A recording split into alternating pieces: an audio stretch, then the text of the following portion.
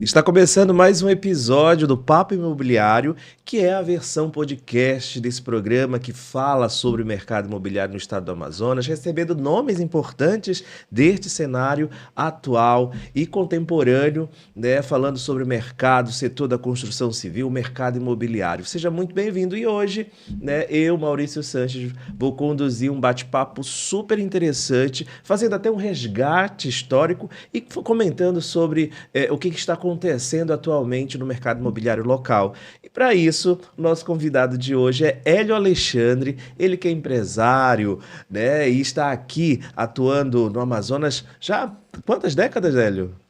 Desde no mercado imobiliário de 97 para cá. De 97 para cá, muito papo para contar, muita experiência para compartilhar conosco. Ele que é empresário, é vice-presidente da Associação das Empresas do Mercado Imobiliário do Amazonas e é especialista no ramo de mercado imobiliário. Seja muito bem-vindo, Hélio. Obrigado, estamos juntos, como sempre, no Papo Imobiliário, cada dia que passa ganhando mais espaço, mais notoriedade para todo mundo ouvir e ver.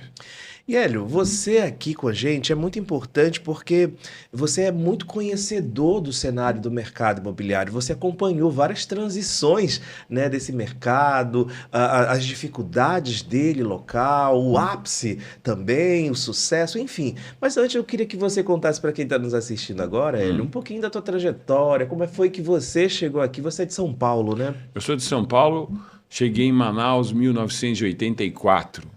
Cheguei à meia-noite num voo da Transbrasil. Quando abriu aquela porta, eu vi um calor de mais de 40 graus em plena meia-noite. Passou meia-noite calor. Era meia-noite, acho que eram 40 O graus. que eu tô fazendo aqui, né? Não. Aí eu, no dia seguinte, era um sábado, se eu não me engano, conheci um pouco da cidade. Na segunda-feira comecei a trabalhar. Não foi no mercado imobiliário. Eu vim trabalhar numa corretora de câmbio e valores, que era de um tio meu, que tinha deixado um sócio, e eu vim para tomar conta da corretora, já que esse sócio tinha saído. Mas tu já conhecia Manaus ou já não, veio? não conhecia Manaus. Se você me perguntar, conhecia que era a Zona Franca. Sim. Se você me perguntar o que era câmbio, para mim, câmbio era ir no dólar, no doleiro comprar e vender dólar. Não, câmbio, no fundamento da corretora de câmbio e valores, era fazer os câmbios oficiais das indústrias e do comércio da Zona Franca de Manaus, no auge da Zona Franca. Sim. Então, quando uma Philips tinha que importar matéria-prima para fazer a televisão e outras coisas, a Philco, eles tinham que fazer o câmbio oficial. Naquela época existia isso. Então você tinha que era um trabalho de conquistar clientes. E a Conebras, chamava-se Conebras. Ela se tornou, depois que eu vim para cá, assumi depois de um tempo, tinham 5 ou 6 corretoras. Nós fomos a segunda maior corretora do mercado em conquista de clientes. Enfim, era uma corretora muito grande, tinha mais de 40 funcionários. A gente deu um up. Mas aí, depois de um tempo, meu tio preferiu vender. A gente vendeu ela e a gente se tornou filipino. Eu me tornei um homem da Philips. A Philips comprou a corretora. Sim. Aí eu fiquei na Philips durante um ano, não mais do que isso. Aí a Philips pediu para vender essa corretora. Era para eu ter comprado essa corretora. Eles queriam me vender, mas eu tive uma opção de um casamento.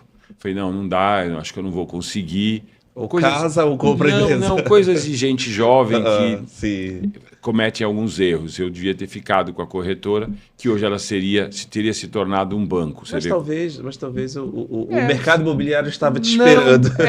Pode ser porque eu nasci nisso, né? O meu pai, eu nasci nesse mercado imobiliário. É interessante as pessoas saberem. Eu não virei no mercado por causa de Manaus. Eu já sou desse mercado de Manaus desde que eu nasci. O meu pai sempre foi sócio acionista de uma construtora, onde o meu pai tinha a função do diretor comercial como sócio acionista. Então, somos 4 irmãos, os 4 irmãos com a veia comercial, cada um num segmento, mas a gente sempre acompanhou meu pai, desde pequeno. Eu ia para os plantões com meu pai, dos prédios que eles faziam, eu ia com 13, 12 anos. Meu irmão ia para atender clientes, e eu abria e fechava a porta. Eu tinha 12 anos de idade, eu que abria e fechava a porta para os clientes entrarem. Então, esse sangue do mercado imobiliário já estava presente conosco. Desde eu só quis tentar sair do mercado porque a minha infância foi ótima. Eu tive um pai e uma mãe maravilhosos, tive tudo aquilo que uma pessoa possa ter, em termos de estudo, de condições, de qualidade, de moradia. Sempre tivemos uma vida muito boa. Só que eu via que o momento era sempre muito altos e baixos, né? Eu costumava dizer, às vezes o meu pai tinha um Opala novo, no ano seguinte o Opala já era um Opala velho. Então aquilo ficou muito marcado na minha cabeça positivamente. Isso nos fez, cada dia que passa, brigar mais para poder vencer. Quando eu vim para cá pela corretora Conebras, foi uma oportunidade, né? E eu gostei. Depois eu fui para o Distrito Industrial. A corretora fechou e dentro desse relacionamento que eu fiz com a corretora, o Grupo Abril me convidou para ser diretor da Abril Vídeo. Não é do seu tempo, mas muita gente que ouve vai ver que é do tempo. Vai lembrar. Era as fitas gravadas do Rei Leão, sabe? Tudo era feito aqui. Tudo era feito em Manaus. E através da corretora eu conheci o vice-presidente do Grupo Abril, que veio para Manaus para começar a instalar essa fábrica e me conheceu para ter informação como é que é essa questão da importação de máquinas e equipamentos, como é que é o câmbio. E nisso a gente foi conversando.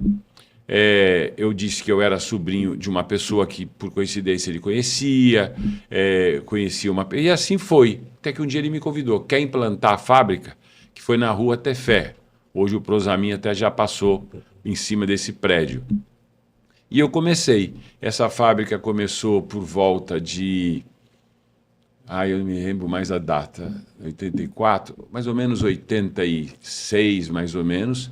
86 começou essa fábrica e ela se encerrou em 97, quando o Grupo Abril perdeu os direitos da Fox e da Disney, né? Mas foi um momento muito importante, porque acho que eu fui um bom diretor, chegamos a dirigir 500 funcionários, eu era diretor-geral, a gente fazia muito, a gente começou a distribuir, uma das primeiras empresas a fazer a distribuição direto daqui para o lojista final foi Abril Vídeo, né? Tinha Philco, tinha Philips, tinha várias indústrias, mas nós fomos um dos primeiros a começar essa questão da logística, entregar direto, vender daqui, sai a venda, o pessoal vende daqui, saía direto para lojas americanas, por exemplo, né?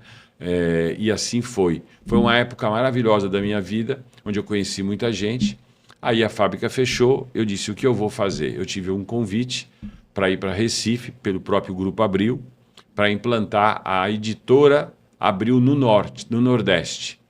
Mas eu não sei o porquê, eu já era casado, já tinha filhos, eu fui para lá, gostei, mas não quis ficar. Eu retornei. Quando eu retornei, abri a nova casa, linkada com o distrito. Eu digo, poxa, eu vou começar a desenvolver o mercado imobiliário industrial, que não existia, no distrito, conhecia muita gente. E foi aí que a nova Casa Imóveis começou. Que é a tua empresa até hoje, né? É a empresa que hoje já é do meu filho, né? Já é do Leonardo, já não é mais minha. E aí eu fiquei muito tempo com ela. Aí fui primeiro para o mercado industrial, onde eu me identifiquei muito, porque lá a gente conhecia, então eu sabia as necessidades de uma indústria quando a indústria chega. Com isso eu trouxe muita gente para cá, porque eu sempre tive o hábito, eu nunca esperei, eu sempre corri atrás, você me conhece. Sim. Então eu fui buscar Agri, por exemplo, ar-condicionados, eu fui buscar, juntamente com alguns parceiros, algumas fábricas de motocicleta. Quando tu fala que foi buscar, era... Buscar o cliente aprovava o projeto aqui, eu ia atrás do cliente a oferecer para ele o espaço físico para ele se instalar. Né? A gente olhava as pautas da Suframa, quem aprovou o projeto? Fulano. Então você corre atrás e começa aquela famosa aproximação. Né? E com isso eu trouxe muitas fábricas, né?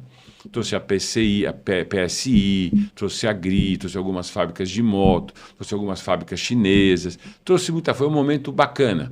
Depois eu fui para o mercado imobiliário que a gente chama de varejo, né? Que é aluguel e venda. Se você perguntar, é uma coisa que eu gostava? Não, não era. Eu sempre gostei de desenvolver, né? De fazer a viabilidade do negócio. Mas a gente teve que ir porque fazia parte do negócio. E a empresa começou a crescer. Muitos corretores, tinha muitos gerentes. A gente se tornou talvez uma das 2 maiores da cidade. E a gente foi indo. Depois de um tempo eu montei a Urbis, a construtora Urbis, onde a gente fez, onde eu tenho Foi um dos momentos muito bons da minha vida, eu gostei muito, né? Até porque eu acho que essa tendência da incorporação é uma tendência natural nossa, onde a gente fez o Altos da Recife, onde a gente fez o Metrópole, onde a gente fez o Dessan, onde a gente fez o Reserva do Parque, onde a gente começou a fazer o Vila Gaia. Aí eu saí da empresa e ela foi tocada por outras pessoas. Aí eu voltei para a nova casa, novamente, mas confesso para você, voltei grande, ela voltou a ser grande de novo, o mercado estava estourando. Isso qual é o período? Difícil falar muito em datas, 2000 alguma coisa. E o mercado, logo depois do primeiro governo Lula lançou o programa Minha Casa Minha Vida, né? E aí começou as empresas de fora a abrirem capital aberto. Aí começaram a sair pelo Brasil comprando terreno para fazer lançamento. E com isso eu me dei muito bem, porque eu tinha relacionamento com Cirela, com Tecnisa, com Gafisa, Sim. com muitas empresas. Porque como São a empresas gente, grandes, com nome nacional, como a gente né? era do meio, Sim. né, o relacionamento já de São Paulo, de algumas pessoas, a gente começou a trazer algumas empresas também a fazer parte. Olha, é muito fácil dizer, naquela época, se Manaus tinha 20 lançamentos imobiliários, eu estava presente em 18. A empresa estava presente em 18. Aí fiquei com ela, aí veio uma baixa do mercado. Nessa baixa eu disse, olha, eu acho que para mim já deu. Para mim, Sem Hélio, constância já. para mim já não tá deu. mais Para mim, servindo. Hélio já deu. Aí eu falei, Léo, fica com a empresa, tá aqui a nova casa, Mas faz. é recente, né? Essa passada Não, de não. Já antes faz da muitos pandemia. anos. Já faz muitos anos, já faz mais ou menos uns 12, 13 anos. Foi no começo do governo da Dilma que eu tomei a decisão, que a gente teve uma pequena recessão. Eu disse, não é mais, eu não quero mais, eu não gostaria mais. E falei, Léo, a empresa fica para você, faz o que você quiser com ela. Quiser ficar grande, fica. Se quiser ficar menor, fica. Ele ficou do tamanho que ele acha que é viável para ele tocar. Sim. Aí eu fui por um foco que eu não conhecia, que é o Minha Casa Minha Vida FAR. Já existia o programa, mas eu não sabia o que era Minha Casa Minha Vida FAR. Inclusive, vamos explicar para quem está nos assistindo, né, Hélio, o que é o FAR, né? Dentro do Minha Casa Minha Vida, explica para a gente o que é essa nomenclatura. Mas antes de explicar isso para você, eu quero te dizer que dentro do mercado do varejo, juntamente com Ingeco, com a Cristal Engenharia na época e outras consultoras que nós tínhamos, né, com a própria Unipar, que era muito fechada, mas a gente conseguiu entrar na época, e outras mais, a gente começou a introduzir um método de trabalho que ninguém inventou. Eu trazia de São Paulo, eu ia muito a São Paulo. Então a gente começou as bandeiradas na esquina com as meninas uniformizadas, com as bandeiras, as meninas do marketing, bonitas. né? Isso. Aquilo que não é que nós não tínhamos, não era uma prática nossa, né? Então a gente começou a fazer isso. Então eu comecei a botar as mocinhas para bandeirar, tudo uniformizadinha, bonitinha, com a camiseta da empresa, o bonezinho. A gente começou a panfletar, a gente começou a fazer um pouco desses front lights que hoje existe quando você lança o produto, cria aqueles front lights. Eu não copiei, eu não criei nada, eu só copiava e trazia, e as agências locais desenvolviam isso. E a gente participava. E hoje faz total diferença, Não, hoje né? o Brasil todo faz Então, isso. Só que a gente fazia a sim. viabilidade do produto. Então, quando a Ingeco lançava um produto, eu fazia parte desse produto. Ela me chamava para a gente fazer parte do produto, desenvolver com ela o produto. Então, na Cristal Engenharia, a gente desenvolveu junto com eles o Edifício Cristal. Nós desenvolvemos o Mercury Hotel. Com a RD Engenharia, a gente desenvolveu o Sleep Inn no Distrito Industrial, o Holiday Inn no Distrito Industrial. São coisas que vinham na cabeça, a gente discutia e a gente ia e embarcava para ir para São Paulo, discutia, abria. Esse é o mercado. Mercado imobiliário, você tem que estar sempre procurando alternativas. Então eu acho e é um que mercado dinâmico também. é um mercado dinâmico. E se você ficar parado, você fica o mesmo do mesmo, né? E assim a gente foi indo.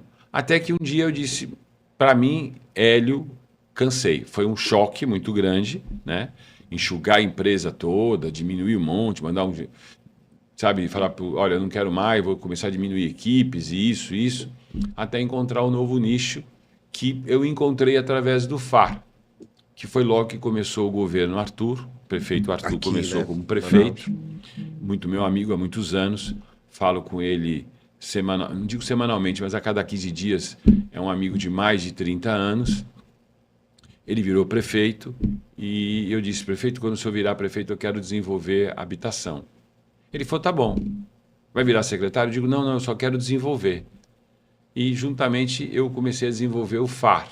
O que é o FAR? São as moradias que o governo federal coloca para as pessoas de baixa renda.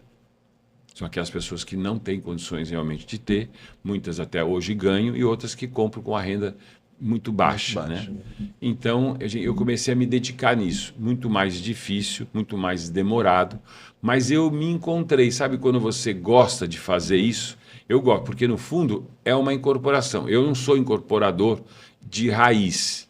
A minha empresa é uma incorporadora, mas eu não sou incorporador. Hoje a minha empresa Hélio Alexandre Estruturação Habitacional Social, eu desenvolvo os projetos, eu vou atrás do terreno e vou dizer, aqui cabe um FAR de X, ele está perto da escola, ele está perto da creche, está perto de uma UBS. Não é só pensar no empreendimento em si, né?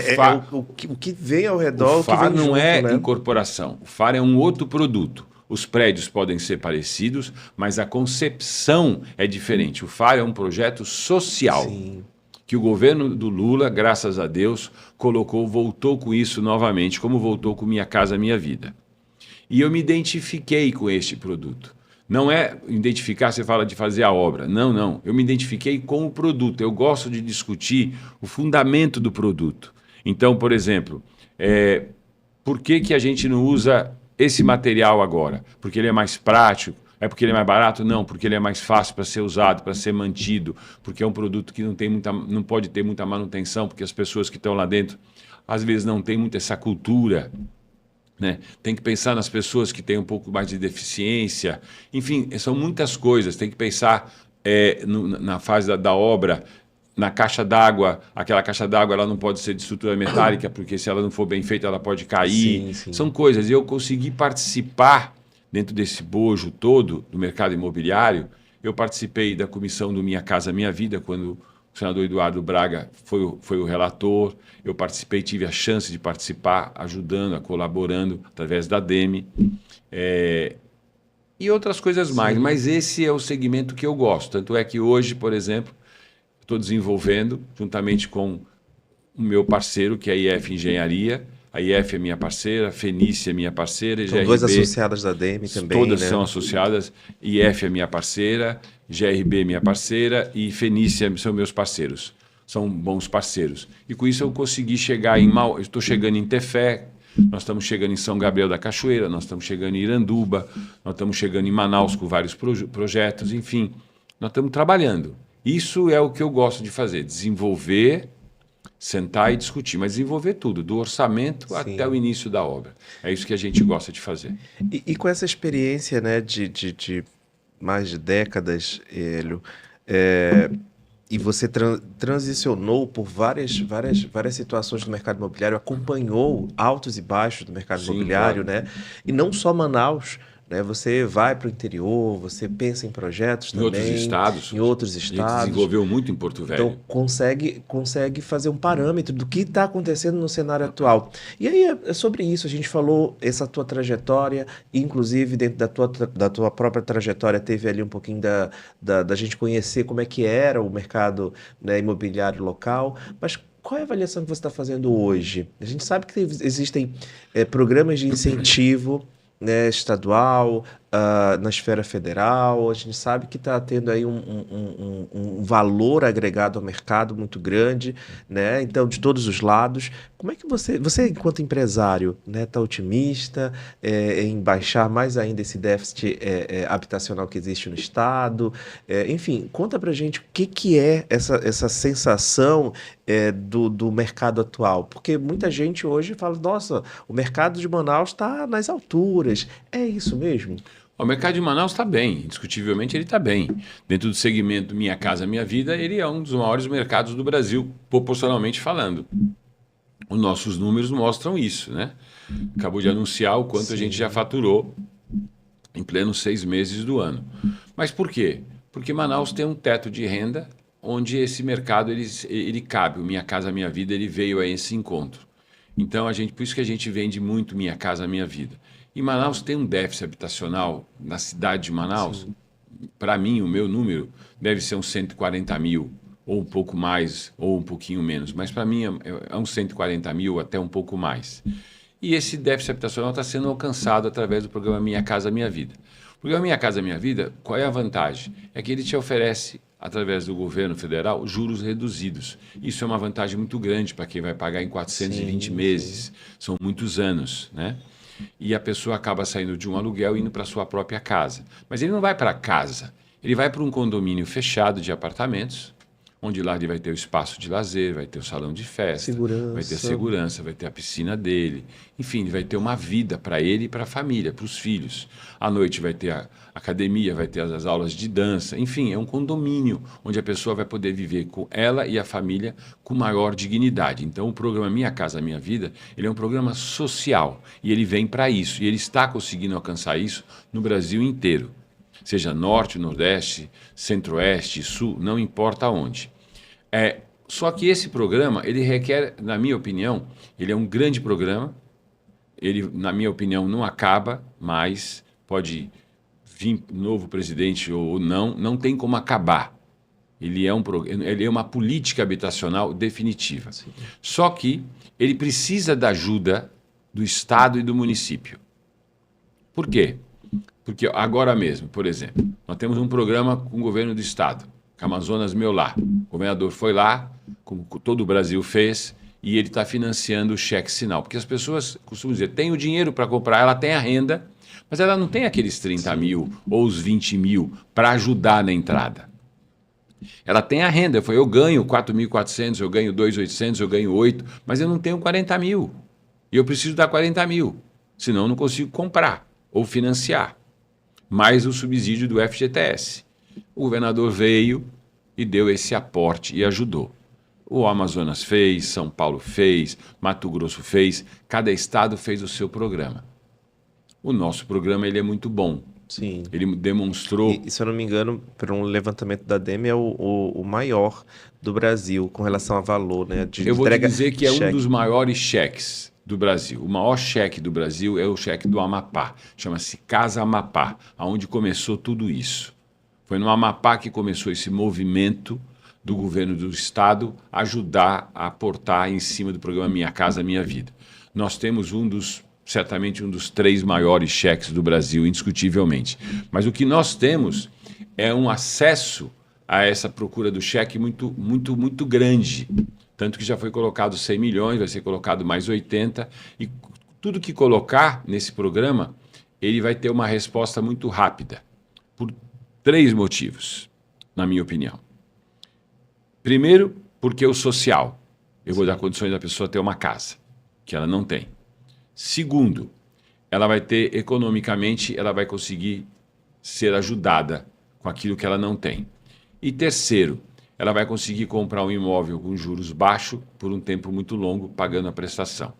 E quarto, que eu acho que é um lado fundamental, eu vou ocupar, com o programa Minha Casa Minha Vida do governo federal, do governo do Lula, eu vou ocupar numa cidade como Manaus espaços vazios, aonde as incorporadoras, com a ajuda do cheque sinal, mais o programa Minha Casa Minha Vida, elas podem ocupar aquele bairro, de vez de virar uma invasão ou ser tomado por, digamos, entre aspas, por lugares ou pessoas que não são corretas, eles vão ser ocupados pela mobilidade, literalmente por habitação digna. Sim. Exemplo para você.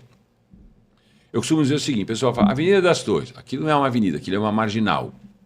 Por quê? Tem 3 pistas, te leva do norte ao sul da cidade, sim, atravessa a cidade, aquilo custou muito caro, deve custar 2 milhões o quilômetro ou mais, não é uma coisa fácil, não é uma coisa barata que o Estado coloca. Aí você vai naquela avenida, que você sai aqui, por exemplo, da Efigênio Salles, e você chega lá em Santa Etelvina, no Lago Azul. Você chega na M010. Você corre 40, 50 quilômetros, sem muito trânsito e vai embora. Olha como é que é. Só que quando chega num certo pedaço, no momento, tem o bairro chamado Águas Claras. Sim. Perfeito. Ele está todo tomado com casas, sobradinhos, as pessoas estão ganhando dinheiro, estão vendendo, tudo financiado pela Caixa. Esse bairro está sendo tomado por pequenos sobrados. Aí você caminha um pouquinho mais para frente, chegando um pouquinho mais para a região norte, aí você já vê o quê? Que você encontra alguns prédios que a Direcional fez, perto do Nova Era, mas por detrás você já não encontra a mesma coisa, você já encontra invasões. Encontra pessoas, terrenos vazios que já foram invadidos. Então eu acho o seguinte, qual é a vantagem de eu fazer uma grande marginal dessa, se eu não tenho um plano de mobilidade e de habitação que o prefeito e a prefeitura têm que oferecer ao empresário para que ele possa ocupar? Eu costumo dizer o seguinte, o que é negativo vira positivo. O que é negativo? É mais polícia, é mais pronto-socorro, é mais SAMU. Isso é negativo, isso custa caro para o Estado. E a habitação já comprovou que isso ajuda. Um exemplo, o Via Norte. Você já foi no Via Norte? Acho que foi uma vez. Então vai. Vai antes do Via Norte. Era um lugar diferente. Via Norte foi lá. Somente um shopping foi lá. Em volta daquele shopping, a Direcional fez vários apartamentos em volta, vendendo a 210, 215, 220. Todos estão ocupados. Tudo que é em volta do Via Norte. Então criou-se um bairro urbanizado. Sim, sim. Você está me entendendo? O que eu fico discutindo e falo toda hora para o poder público, vamos ocupar os espaços vazios. De que forma? É muito fácil, eu costumo dizer. Vamos decretar nessas áreas de espaços vazios, áreas de interesse social. Mas o que eu quero dizer, interesse social, não é pegar o terreno e dar. Não, o terreno tem dono, é do Maurício. Você é o dono do terreno. Eu, incorporador, vou lá e falo, eu quero comprar o seu terreno. E vou lá e compro o seu terreno. O que eu quero da prefeitura é que ela decrete interesse social dizendo o seguinte, neste local, se você implantar um empreendimento financiado pela Caixa Econômica Federal do programa Minha Casa Minha Vida, eu vou deixar de te cobrar as taxas de compensação. São taxas de aprovação. Por quê? Eu não estou pedindo para ganhar. É porque se eu começo a diminuir alguns certos custos, eu consigo fazer o produto que aquela região e aquela renda da região pode comprar. Sim. É por isso que tanto eu bato nessa tecla, porque eu acho inadmissível a gente ver espaços vazios.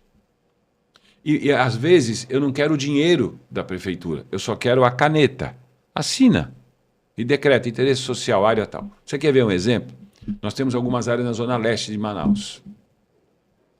Você já foi na Zona Leste? Já. Zona Leste é uma cidade, 700 mil habitantes. Eu não tenho culpa que lá atrás, nos governos passados, nosso grande governador Gilberto Mestrinho, com quem eu tive um bom relacionamento, ele deu muito daqueles terrenos para as pessoas fazerem em casa. E hoje fizeram, muitas pessoas moram. Se você for lá de manhã cedo, você vai ver um monte de ônibus de rota do distrito. Perfeito. Se você vai às 4 horas da tarde, ou 3 horas, um pouquinho mais cedo, você vai ver um monte de gente nas esquinas das ruas, daquelas ruazinhas estreitas, porque teve que passar o asfalto daquilo que não foi planejado. Sim. Então, de vez de ter uma rua de 6, tem uma rua de 4, uma rua de 5, porque não foi planejado, foi invadido, entre aspas. Foram doadas pelo governo, mas sem nenhum planejamento. Você encontra um monte de gente de uniforme, bonitinho, branco, esperando a rota passar. Eu tenho certeza, se a gente pegar, agora aprovando o Avenidão da Zona Leste, chegando lá que vai chegar, esse projeto Avenidão, que também é um grande anel viário que corre a cidade, inaugurando na Zona Leste, aquela região do Puraquequara, que do lado direito é Puraquequara, onde já tem a GRI, onde já tem a Sovel Indústria, que é beira-rio, né? E o outro lado já é distrito. Se a gente desenvolve áreas de interesse social para habitação e para indústria, eu tenho certeza que a gente vai ter ocupação positiva e não negativa, porque o Avenidão está encostando lá. Então, daqui a pouco eu vou chegar na Zona Leste, saindo daqui, pela marginal da Avenida das Torres, eu vou chegar lá em 20 minutos. Que hoje é uma viagem. Né? É. Eu já saio do distrito industrial, muitas vezes, do distrito, e vou para Torquato, Tapajós, eu já vou pela marginal da Avenida das Torres, eu já chego muito mais rápido. O Lago Azul era um bairro que não era um bairro, era sítio, porque a M010.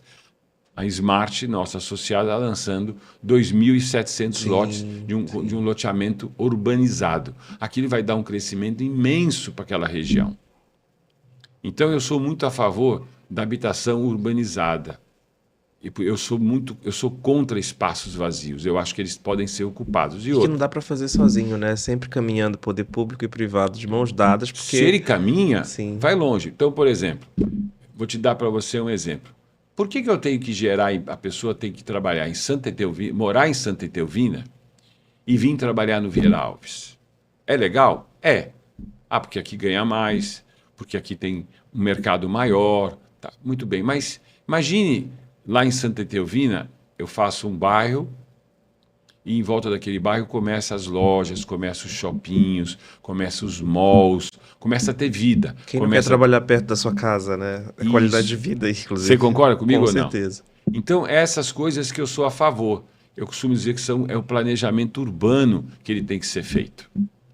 E Hélio, para que isso possa acontecer, a gente está, inclusive, vendo a movimentação da ADEME, junto com várias outras entidades, com relação CDL, CAL, CREA, Abrazel, e outras, todo mundo nos ajudando a fazer um novo plano. Isso. Que é a revisão do plano diretor de Manaus. Isso é a discussão, né? É o planejamento urbano, falar sobre essas áreas, né? Então, olha a importância da comunicação entre vocês, surgindo a discussão de como fazer esse planejamento para poder entregar em forma de documento a quem de direito, a Câmara Municipal para poder fazer essa revisão. Contextualiza para a gente em que pé está, como é que isso está acontecendo. O plano está sendo discutido. A ADEME, nós chamamos a Cristiane Souto Maior, que é uma arquiteta, que está encabeçando esse plano para a gente, juntamente com as outras entidades, porque é importante todo mundo junto, porque cada entidade tem os seus problemas, demanda, né? A sua demanda, e esse plano veio para todo mundo juntar e ouvir as demandas.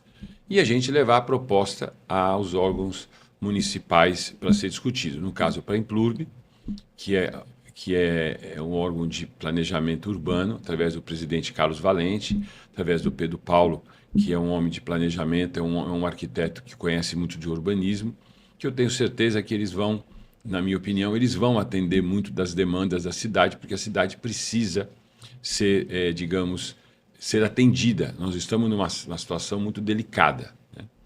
E acho que o momento é agora, é o ponto-chave do prefeito atual, do Davi, é criar um bom plano para que ele possa dar um impulso para a cidade, mas não é só um impulso habitacional, esquece, é um impulso em tudo, né? Pensar um pouco nos restaurantes, pensar um pouco no comércio, né?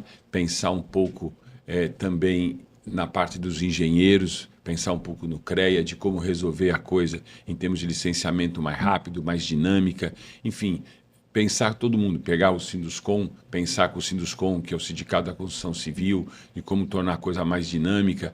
Eu acho que esse é o momento. E eu acho que nós estamos no caminho certo, né? As nossas reuniões estão sendo feitas com muita qualidade, estamos tendo palestrantes que são convidados pela Cristiane Souto Maior com muita qualidade para nos oferecer. Muita informação, a última reunião, né? Foi fantástica com o filho do professor Rodomac. Ele deu uma aula, o filho dele, da economia, de como a gente vive dentro da cidade de Manaus, da onde vem a nossa economia primária, que é o distrito industrial, e da onde ele nos leva. E a gente você vê um dado importante, o quanto o centro da cidade gera de emprego, você viu, né? São mais de entre 38, 40 mil, aí tem aquelas chegadas todo dia dos barcos do interior, então o centro todo dia gera mais de 80, 90, 100 mil pessoas geram no centro de Manaus, circulando no centro de Manaus, entre as pessoas trabalharem. E o centro é uma pauta muito importante dentro do novo Código de Obra, mas ele é importante não só para Manaus, como está sendo importante para o Brasil inteiro, porque aquela revolução dos shoppings que houve há muitos anos atrás, criaram shoppings, tudo bem, ar-condicionado, iluminação mais bonito, lazer, comida, lojas, só que aí as pessoas foram para o shopping, que é natural, mais segurança, e deixaram o centro, né? O poder público talvez a alavanche foi tão grande para os shoppings, e talvez o poder público não fez de propósito jamais, mas não conseguiu administrar isso, equilibrar centro shopping, centro malls, não conseguiu fazer esse equilíbrio. Aí os centros do Brasil todos, eles estão sendo muito massacrados, né? Pelo veículo social que é a droga, que é a pessoa que não tem onde morar, infelizmente, é aquela calamidade que acontece. O prefeito de Manaus está tomando uma atitude agora, juntamente com o pessoal do mercado do comércio, né?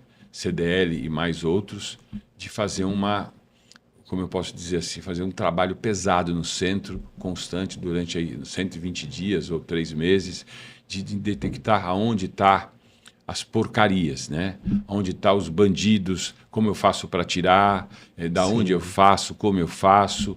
E eu acho que essa ação da prefeitura está sendo ótima. Não é só a limpeza, não é só a calçada, é ação social de polícia e de recolher as pessoas e dizer, quer se tratar? Então vamos tentar tirar você daqui, vamos tentar te tratar. Porque o centro é assim, na minha opinião, de dia ele é comércio, de noite ele tem que ser moradia. É assim que eu penso o centro. O centro não pode ser só trabalho. De dia trabalho, de noite moradia. E tem condições para isso, né? Também pode ser lazer.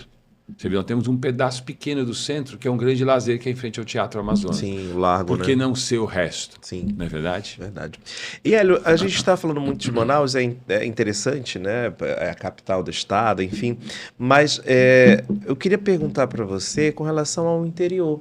A gente tem potencialidade de crescer enquanto mercado imobiliário fora de Manaus? Que a gente já vê uma expansão do mercado imobiliário aqui para Iranduba, Sim. né? Mas essa interiorização pode acontecer de uma forma mais prática, mais real, né? E alcançar outros municípios do estado do Amazonas? Olha, como é que você enxerga? Iranduba não é uma cidade que está dentro da Zona Franca de Manaus, é uma pena, né? Devido, talvez na época não tinha ponte, então não entrou. Se tivesse, hoje seria o maior centro de logística da Zona Franca de Manaus, seria Iranduba. Mas Iranduba tem uma indústria chamada indústria da imobiliária. A indústria, Iranduba vende 200, 250 lotes por fim de semana. Sim. Ponto. Né? Por quê? Porque tem a ponte, tem a agricultura crescendo cada dia um pouco mais. Vou chamar de agricultura familiar? Pode ser que sim. Mas se você vai nessas feiras que você vê aí, terça-feira na TVlândia Mall, quarta-feira no Ponta Negra, sexta-feira, sábado no Asa, são todos produtos que vêm de Iranduba. E a gente já vê coisas que eu não via quando eu cheguei aqui. Né? Já vê pimentão, vê abobrinha, já vê chuchu, já vê tomate, já vê cenoura, já vê melão, já vê mamão, um monte de coisa que a gente não via. Quando eu cheguei aqui, a gente não via essa fartura, vinha tudo de fora. Ainda muita coisa vem, mas a gente já vê muita coisa já produzida lá. Então, está dando certo. Talvez na agricultura um pouco familiar, mas não importa, é uma agricultura. Mas a maior fonte, a maior indústria de Iranduba é a indústria, na minha opinião, é a indústria imobiliária. É para onde as pessoas deveriam de estar indo morar. Eu não tenho nenhum interesse como empresário em Iranduba. Né? Eu tenho interesse de gostar da cidade e achar que a cidade tem uma vocação muito grande. Então, eu compraria um lote e com o tempo faria uma casa, que é o que vai acontecer. Daqui mais ou menos uns 5 anos, um pouquinho menos, talvez 5, você já vai começar a ver muita casa sendo nascida naqueles condomínios, naqueles lotes que estão sendo vendidos. São glebas muito grandes, estão se fazendo lotes dentro da regra, com ETE, com sistema viário, com caixa d'água, enfim, obedecendo a regra dos códigos de obra que a cidade impõe e que a gente também é colocado pelo Código Civil. Então, estão saindo coisas boas e as pessoas vão acabar morando lá. Porque eu vou comprar um lote de 150 metros por 80, 90 mil, vou pagar ele em 10 anos e aqui eu vou tentar financiar minha casa pela Caixa ou vou devagarzinho fazendo e vou vir morar aqui. Daqui a pouco você já vai vir escolas que você não vai ter, daqui a pouco você já vai ter... É um processo natural, né, desse contexto. Sim, mas é o mercado, natural que né? vai acontecer. Então, a vocação de Iranduba é a indústria imobiliária. Aí você vai falar assim para mim, e os outros lugares do interior do estado? Aí você tem Tefé. Tefé é um polo. né? Em volta de Tefé, muitas cidades vivem de Tefé. Tem lá mais de 80 mil habitantes, 60, uns 80 mil habitantes. Você vê, em Tefé, você vê condomínios de casas, pessoas que construíram e venderam casas, né? Casas grandes, casas médias, casas pequenas. Minha Casa Minha Vida daria certo? Daria. Talvez não no tamanho que é feito hoje nossa cidade de Manaus. Mas eu acho que se alguém se encorajar e fazer coisas pequenas, eu acho que vai ter mercado. Esse é o meu ponto de vista. Vai ter mercado. Então, se eu chegar lá em Tefé e fazer um condomínio de 20 casinhas, de 55, 50 metros quadrados, financiado pela Caixa, eu vou vender. Isso adequou um projeto para o perfil O tamanho, daquela cidade, né? é isso aí, vai. Parintins é uma cidade que já tem muito isso. Parintins tem muita gente que constrói casa e vende, mas não é financiado. É financiado pela Caixa porque ele depois vai buscar o dinheiro na Caixa. Mas ele não tem o programa do financiamento, o programa Minha Casa Minha Vida. Ele vende ao consumidor final, mas você já encontra. Você sabia que Parintins, a Drogasil, já paga aluguel de 15, 20 mil? Já tem lojas americanas? Sim. Você entendeu como é que é? Sim. As coisas já estão começando. Se você vai para Tefé, você já vai encontrar isso daqui a pouco. Então você vai a Tefé, você vai a Parintins, você vai a Itacoatiara, você vai a Manacapuru, já estão chegando. Se eu não me engano, Itacoatiara você tem Casas Bahia, você tem a TV Lá, você tem a Bemol, você tem a Drogasil, já estão chegando. Se esse pessoal vai, é porque tem uma demanda. Sim. Você concorda comigo ou não? Com certeza. Então a tendência é essa. E Manaus, ficando uma cidade muito grande, muito movimentada, então as pessoas que já estão se aposentando, os funcionários públicos ou não funcionários, vou morar lá no meu cantinho, vou fazer minha casinha no loteamento que está lá e vou tocando. Ou quem já era do interior e passou a vida inteira em Manaus, Talvez queira aí agora quer voltar, voltar. os filhos já cresceram e assim vai. Então eu acho que algumas cidades têm essa oportunidade. E o que tu acha que está faltando para esse incorporador olhar para essas cidades com potencial? Talvez um incentivo maior do poder público? Eu acho que sim, eu acho que esse programa do governo do estado poderia ser esticado também ao interior. Então, por exemplo, se tem alguém de lá que quer fazer 20 casinhas financiado pela Caixa Econômica Federal, ele poderia também assinar o programa Minha Casa Minha Vida com a Caixa, ele poderia se habilitar ao chamamento do Estado e também ter direito ao cheque sinal e também fazer no interior. Isso é uma discussão que eu já conversei com o governador e eu acho que ele deveria de fazer isso também, incentivar. Não é grande coisa? Vai ser muito? Não, não vai. Mas eu acho que vai devagarzinho, vai. Quando você vai ver, a coisa pegou. Vamos falar de reforma tributária, Hélio? Podemos falar um pouco. O que a reforma tributária impactou de fato no mercado imobiliário? Né? Como é que você enxerga, inclusive, talvez não tenha nem sentido o impacto, talvez agora. Agora, né? A A gente não sentiu. Mas como é que vocês estão olhando essa reforma tributária com bons olhos ou não, com expectativa ou sem expectativa? Olha, ela foi muito discutida por todo inclusive o polo. Pelo próprio ADEME, né? Teve uma atuação muito presente. Através do presidente e eu, como vice, a gente abriu a porta perante o senador Eduardo Braga para que o polo da construção civil, quando eu falo polo, eu falo CEBIC, que é a nossa mãe, Secov, que é o grande sindicato da construção civil de São Paulo, é imenso, Abrainc, que é uma outra entidade também das maiores incorporadoras. A gente abriu essa discussão para que o senador pudesse ouvir, e também a Associação das Empresas de Loteamento, né, no Brasil. E o governador, e através da gente, por 2 ou 3 reuniões, o senador ouviu o polo. Ele atendeu em quase tudo, eu posso dizer tudo que o mercado pediu. Ele atendeu. Ele entendeu, ele ouviu, ele compreendeu e ele atendeu a gente. Agora, como vai ficar? Hoje está tranquilo. Quando chegar a época da mudança, nós vamos ter alguns impactos. Natural. Mas as empresas já estão se preparando para que quando tiver a mudança, realmente a mudança já seja menos sentida. Me perguntaram, haverá aumento de preço de imóvel? Eu não sei te dizer. Pode ser que no médio alto, pode ser que haja um aumento de imóvel. Pode ser que haja. Mas pode ser também que não, que até lá seja suprido a tecnologia de obra e possa talvez não acontecer o que as pessoas comentam. Eu só sei que dentro dos programas de Minha Casa Minha Vida ou programas de valor menor, nós não vamos ser atingidos. No programa de alto padrão, dizem que a gente pode ser atingido. Mas eu volto a te dizer, o empresário brasileiro é muito dinâmico. Ele já está pensando. Quem mexe com alto padrão falou, peraí, se for mexer, eu já estou começando a mexer também em mim. Em como eu faço para o consumidor, que é o meu cliente, não sentir. E eu tenho certeza que isso vai acontecer. Eu acho o seguinte, você tem uma mudança do governo federal, que precisava da reforma tributária. Ela veio. Ela atendeu, ela ouviu todos os segmentos do Brasil, de todos os segmentos. A paciência que um homem daquele tem, talvez eu não tivesse, tá? Eu participei de umas 4 ou 3 audiências públicas, cada um vai brigar pelo seu quinhão, e não está errado. E ele conseguiu atender a todos, cada um dentro do seu patamar. Mas eu acho que o empresário brasileiro é muito versátil. Sim. Então, aqui não é o que eu queria, mas chegou perto. Mas agora eu vou fazer a minha lição de casa para chegar onde eu quero.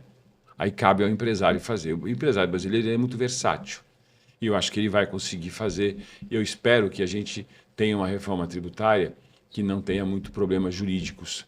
Ela foi feita para não acontecer. E eu espero que isso não aconteça. Manaus foi beneficiado, a Zona Franca foi beneficiada, Sim, o comércio verdade. foi beneficiado, o comércio foi beneficiado pela reforma tributária. Isso é importante, porque é uma geração de emprego muito grande. E eu acho que tudo foi atendido.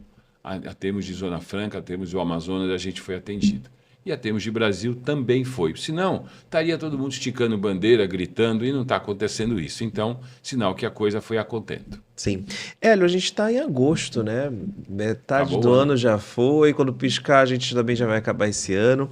Mas muita coisa aconteceu dentro desses primeiros 6 meses do ano, né? E eu gostaria que você pudesse, dentro dos 6 meses do ano, porque foi o que a Demi divulgou recentemente para a imprensa, né?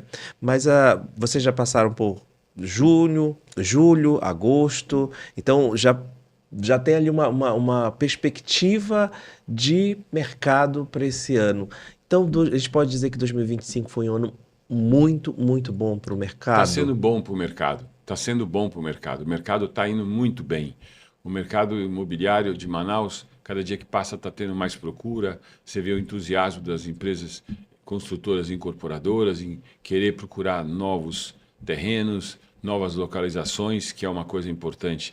A gente precisa também começar a criar novos vetores para empreendimentos imobiliários, né? Seja ele de média, de alta ou Minha Casa Minha Vida, né? Eu acho que está muito focado num lado da cidade, isso é ruim, a gente discute isso muito, Sim, sim. ficou muito para a Zona Oeste, ficou muito para a Zona Norte, né? Acho que a gente tinha que crescer um pouco para a Zona Leste, a gente tinha que procurar alguns bairros, então você sabe o quanto eu falo, quando a gente fala do Código Ambiental, Sim. que a Demi fez parte, e eu particularmente fiz parte disso. A gente rompeu o Código Ambiental nacionalmente e a gente ainda não colocou ele dentro do município. Espero que agora a gente seja atendido pela reforma do plano diretor, o prefeito insira o Código Ambiental. Mas o Código Ambiental não vai só ajudar o mercado imobiliário, vai ajudar a tudo, né? Então vamos lá. Eu dou 10 vezes, eu dou esse exemplo. O bairro da Glória está lá. Antes do Prosamin, o que era o bairro da Glória? De Glória não tinha nada. Era um bairro tradicional, de gente do bem, gente que nasceu, foi criado, mas depois do Prosamin ele tomou uma outra proporção. Ele ficou mais bonito, mais arrumado. Por que não empreender lá? Mas eu não posso porque o Código de Obra não me permite, o Código Ambiental não me permite. Por que não fazer isso no São Raimundo? Porque o Código Ambiental não me permite. Por que não fazer isso? E o São Raimundo deveria ser uma área nobre para o É uma área mercado, né? boa, Porque não. você olha o Rio, tá, enfim, Sim. todas as cidades hoje que você tem rio, mar de frente, são áreas super valorizadas. Acabou. É isso aí. E quem mora lá não quer sair, tá? Quem mora em rua, que pode ver o rio, não quer sair. Eu tenho um amigo que mora numa casa, que ele fez uma casa alta. Quando eu vou lá, eu digo, rapaz, eu moraria aqui o resto da minha vida.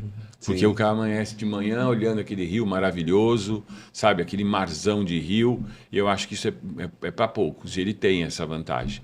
Então, eu acho que são lugares que poderiam. Por exemplo, a Compensa, por exemplo. Vou te dar para você um dado. Há muitos anos atrás, antes de inserir o código, por volta de 2010, 2011, tem um terreno quase em frente à Câmara Municipal. Esse terreno era da família Sabá. Naquele tempo, era nova casa. E eu levei esse terreno para a capital. A capital lançou um produto. Ela ia lançar a segunda fase de frente para o rio. Aí veio o código e não lançou. E o que aconteceu nesse produto na Compensa? Quem comprou? As pessoas que moram na Compensa. Sim. É pai, é filho que mora com um pai que casou, que não quer sair de perto, comprou. Então a gente precisa criar esses bairros, a gente precisa sair um pouco dessa questão norte e oeste da cidade e ir para os outros bairros. Não é fácil, a gente fala, mas não é fácil. Porque na construção civil existe uma coisa muito importante. Às vezes eu não consigo viabilizar um produto num terreno de 5.000 metros. A conta não fecha. Minha Casa Minha Vida é um belíssimo programa, mas ele requer do incorporador todo o tempo fazer conta. Eu fiz a viabilidade do produto. Ah, é viável. Perfeito. Mas no meio do caminho pode acontecer muita coisa. Aí a minha margem que eu poderia ter de resultado, que já não é muito grande, as pessoas podem acreditar ou não, mas é pura verdade, que os riscos são muito grandes no caminho, eu não consigo viabilizar num terreno de 5.000. Então, como é que eu vou para Petrópolis? Como é que eu vou para Alvorada? Você deu para entender? Eu preciso construir. Né? Manaus precisa construir terreno nesses locais. Mas dá para fazer. E a gente tem que fazer. E criar empreendimentos em outros. Constantino Neri, ela foi descoberta agora, novamente. Agora, tem a MRV de um lado, vai ter a Morar Mais vizinho, vai nascer várias torres lá. André Araújo, acabamos de ver um lançamento da Direcional, em plena André Araújo. O último foi lá atrás de uma empresa de São Paulo, que veio, mas foi embora, chamada Impar, que lançou, quase em frente ao antigo Correio. Sim. Agora a Direcional lançou do lado, na André Araújo. Já é um lugar novo. E é um lugar próximo do distrito. Fácil para as pessoas irem trabalhar, linha reta, vou embora trabalhar. Sim. Ou venho por trás ou vou pela principal. Já tem lá na Bola do Coroado, Capital já lançou. Sim, verdade. Não é verdade ou não? Já tem empresas lançando perto da Van, perto da Vila das Torres, quer dizer, Marginal das Torres, que é a Unipar, lançou 3 produtos, que é um lugar belíssimo. O Parque das Laranjeiras é um lugar, na minha opinião, é um dos bons lugares para se morar, porque você tem tudo. Está aí um exemplo. A Marginal das Torres, Avenida Newton Lins, lá você não precisa sair de lá para nada. Quem mora lá não precisa sair de lá. Lá e Flores, não precisa. Você tem restaurante, você tem pizzaria, você tem supermercado, você tem atacarejo, você tem loja de material de construção. Você tem tudo, de domingo a domingo. Você está entendendo o que eu estou falando? Sim. Então a gente precisa desenvolver mais esse lugar. Lá tem 2 condomínios fechados, que um é o Forest Hills e o outro é o Quinta, se eu não me engano. Estão lá, casas belíssimas, casas com mais de 2,5 milhões. E quem está lá não quer sair, porque a vida dele está lá. Então, eu costumo dizer o seguinte, se a gente começar a fazer isso, a gente vai acabar diminuindo esse trânsito infernal que nós temos na cidade. Por exemplo, Reserva Inglesa. Quando foi lançar, reserva na Ponta Negra, você está de brincadeira, lá é o final do mundo, é longe, difícil para chegar. Olha, hoje os prédios são todos tomados, quem mora lá adora morar lá, atravessa a rua, já tem um colégio, já tem uma igreja do lado. Tem o shopping. Você tem o Shopping Ponta Negra, você já tem duas torres de escritório e a terceira já saindo 100% ocupada. Você percebeu como é que as pessoas vão... Eu moro na Ponta Negra. É que, infelizmente, eu queria ter o meu escritório na Ponta Negra, mas eu não consigo. Mas eu gostaria de estar próximo da minha casa. Sim. E a tendência vai ser essa. Daqui para frente vai. Onde está o Alphaville? Tem 4 Alphavilles, tem mais um mosaico e tem vários prédios saindo. Daqui a pouco vai sair uma torre de escritório, ou vai sair um cowork, já deve estar saindo já um cowork. Daqui a pouco já vai sair shoppings. Tem aquele Mall 92 que está indo muito bem, não é verdade ou não? Sim. Então daqui a pouco você acaba não saindo muito mais do local da onde você vive. É isso que eu costumo dizer. A gente precisa diminuir um pouco essa mobilidade para evitar, porque Manaus não foi planejada, a gente não tem ruas largas, a gente não tem muito estacionamento. Sempre foi apagando incêndio, Pronto, né? você usou o termo correto. Hélio, a gente vai chegando no final do nosso papo imobiliário, mas tenho certeza que, para quem está nos acompanhando agora, foi basicamente um olhar expansivo sobre não apenas o mercado imobiliário, mas a questão econômica do Estado, a discussão sobre o interior também, as cidades do interior e como elas podem ter esse grande olhar potencial, talvez, do empresário e do poder público também. Enfim, a gente falou sobre vários temas muito importantes, né, a respeito da economia e do mercado imobiliário. Acredito que foi uma aula para a gente, acredito que foi algo que foi pontuado por alguém que entende do mercado, aquele que vive o mercado e que respira o mercado, né? Gostaria que você, né, falasse para quem está nos assistindo nesse momento sobre a importância dessa roda girada, a economia, do mercado imobiliário estar junto dentro de um contexto também muito mais amplo, não é só compra e venda de imóveis, compra e venda de terrenos, né? É muito mais amplo do que isso. Amplo. O mercado imobiliário, ele abraça tudo. A prova disso é o que nós estamos fazendo agora no Código de Obra, o número de entidades que chegaram perto de nós, né? Quando me convidaram para fazer parte da diretoria da CDL, quando o Ralph me convidou, eu fui para fazer a somatória ao mercado, ao comércio. Linkar o comércio ao mercado imobiliário e é o que acontece. O pouco que eu posso colaborar, eu colaboro. A Brasel é uma instituição importante. Então, se eu lanço um empreendimento e eu posso embaixo, a gente chama de os prédios que tem aquela parte comercial embaixo, puder ser colocado um delivery, um fast food pequeno, alguma coisa, isso vai crescendo e vai mexendo com a economia, né? Então, eu acho que isso é importante. O CAL também é importante, vindo com os pensamentos que eles têm, o próprio Cresce, vindo com a civilização, com a ordem dos profissionais de venda dos corretores, né?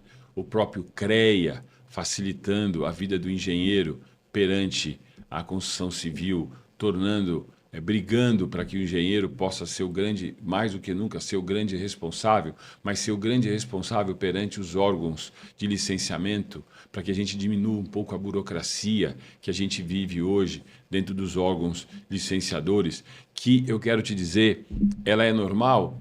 É normal, mas tem lugares que ela sai um pouco da normalidade. Tem lugares que elas são mais fáceis de se lidar, né? E outros que são um pouco mais difíceis.